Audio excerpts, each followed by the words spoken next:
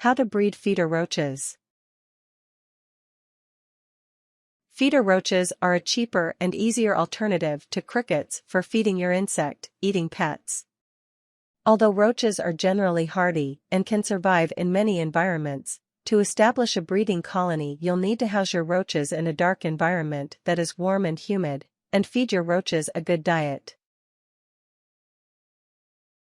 Part 1. Choosing your roaches. 1. Choose a roach species. Dubia roaches, also called Guyana orange, spotted roaches, are the easiest feeder roaches to breed. They are hardy, fast, growing, and unable to climb up smooth surfaces. They are medium-sized, so they can be fed to most animals. Other roach species, such as Blatta lateralis and Blabberus, are also good breeder roaches, but dubia roaches are easier to breed. Dubia roaches, and other kinds of roaches, can be purchased at most stores that sell reptiles. If you don't have a local place to buy roaches, they can be purchased online and shipped to you. 100 roaches will run you $20, $30.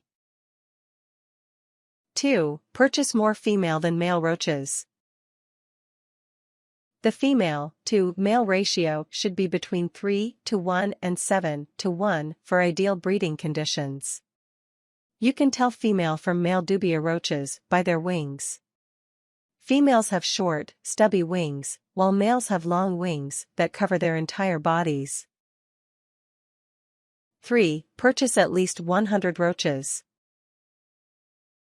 100 roaches will provide a good base to get started with a sustainable colony.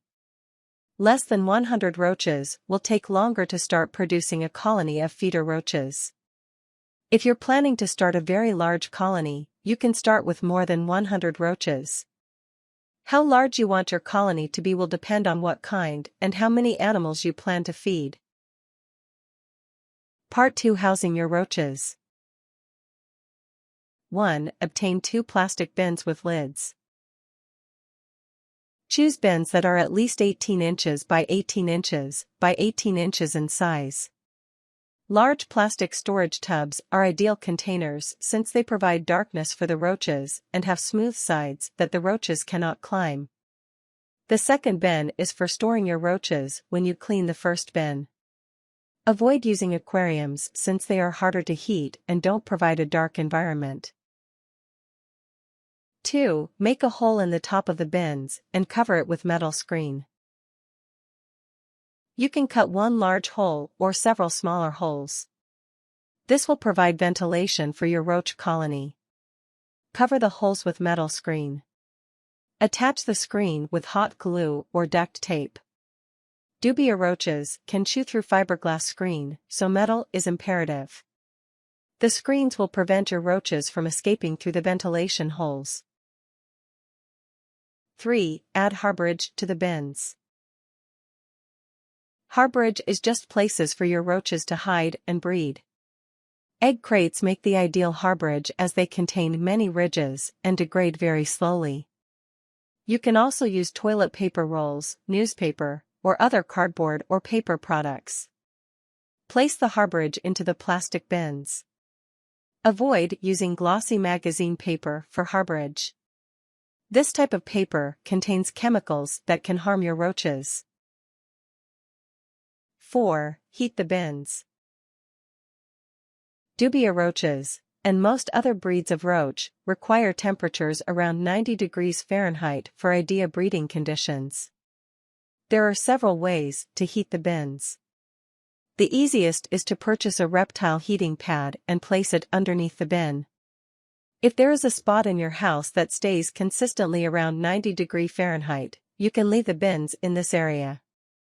Space heaters can also be used to provide heat, but they are less precise than reptile heating pads and will require you to keep a thermostat in the bins to monitor the temperature.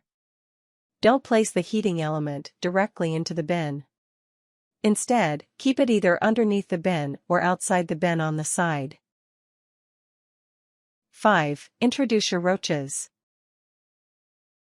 Release your roaches into their new environment and seal the bin. They will quickly find spaces to hide and they will begin the breeding process immediately. Part 3. Feeding your roaches. 1. Mist the bin with water. Dubia roaches need humidity to survive. As long as the humidity stays above 40%, your roaches will do well. You can achieve this by misting the inside of the bin with water once a week. In very dry environments, you may need to mist more often. If the humidity in your climate routinely drops below 40%, place a hygrometer in the bin to monitor the humidity levels. Remove any food from the bin before misting.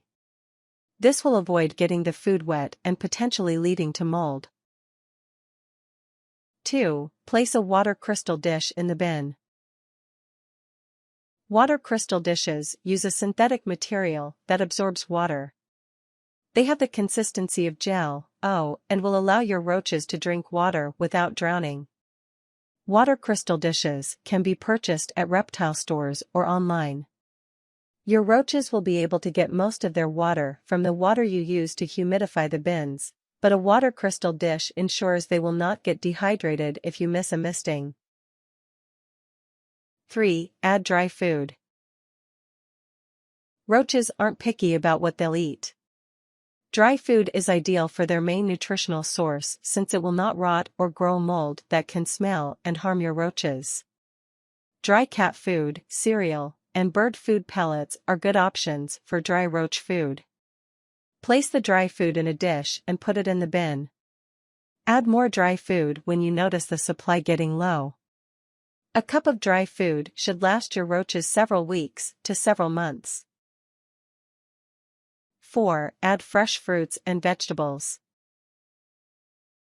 These will provide additional vital nutrition for your roaches.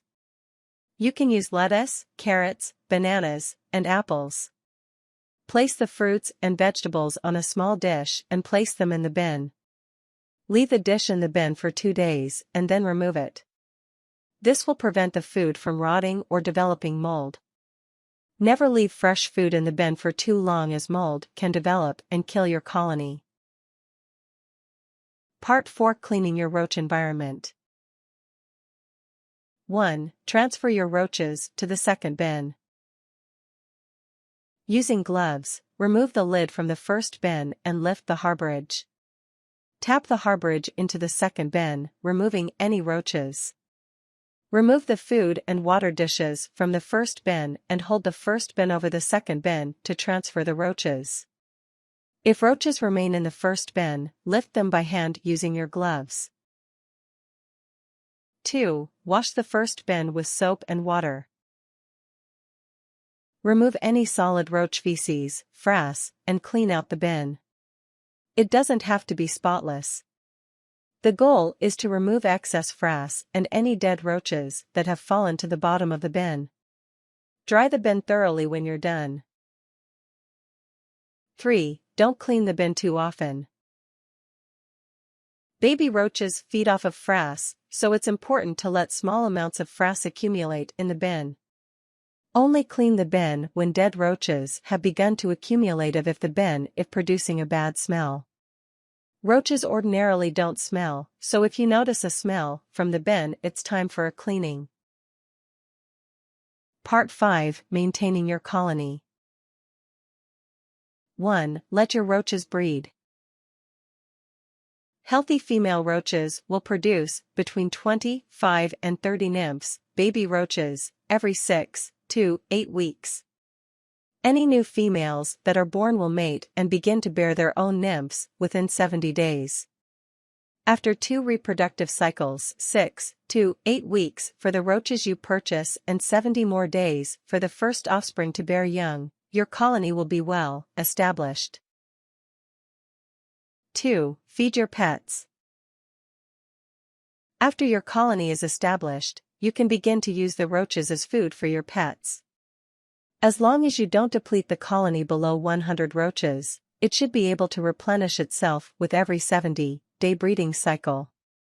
If you do reduce the colony below 100 individuals and you notice a drop, off in numbers, simply purchase more roaches to fill in the gaps. For example, If you delete the colony to 75 individuals, purchase 25 new roaches.